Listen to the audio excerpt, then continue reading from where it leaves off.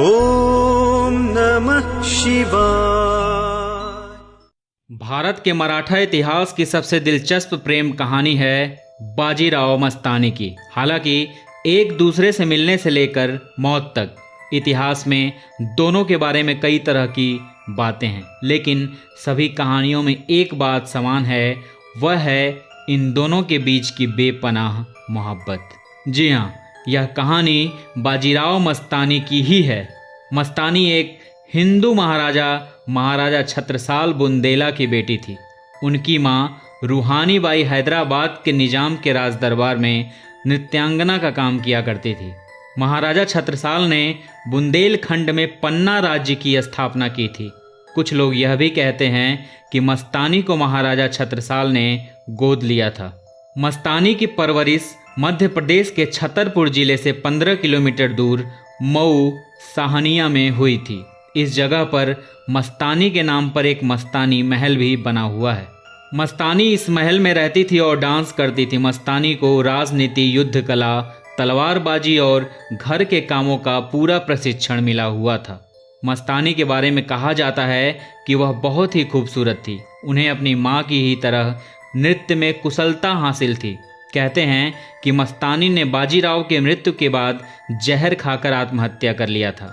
कुछ लोग कहते हैं कि उन्होंने अपनी अंगूठी में मौजूद जहर को पी लिया था। वहीं कुछ लोग मानते हैं कि वह बाजीराव की चिता में कूदकर सती हो गई थी।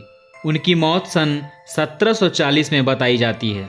300 साल पहले सन 1700 में छत्रपति शिवाजी के पौत्र साहूजी महाराज ने बाजीराव के पिता बालाजी विश्वनाथ की मौत के बाद उसे अपने राज्य का पेशवा यानी प्रधानमंत्री नियुक्त किया।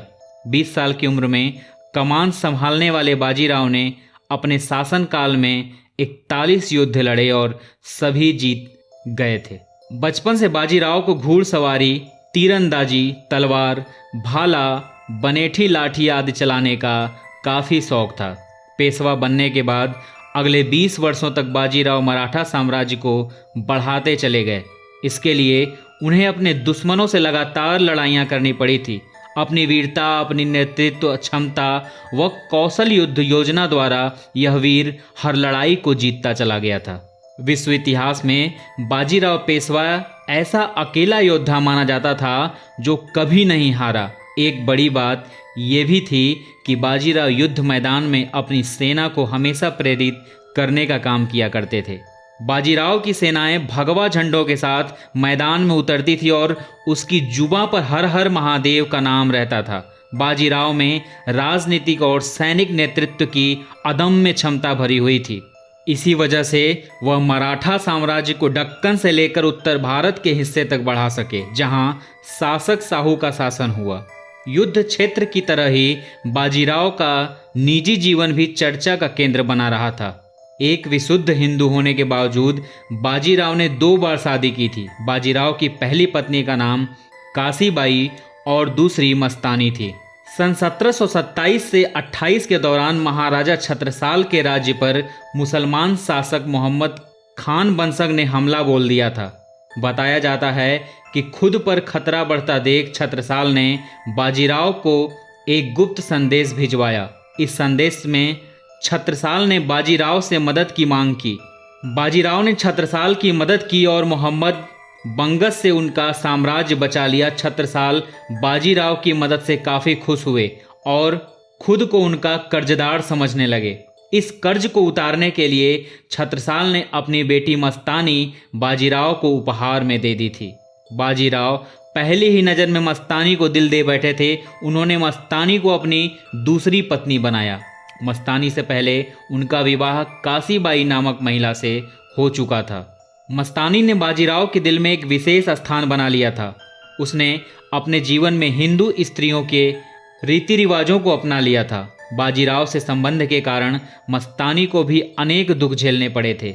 बाजीराव के प्रति उसका प्रेम अटूट था। मस्तानी का सन 1734 में एक बेटा हुआ। उसका नाम शमशेर बहादुर रखा गया।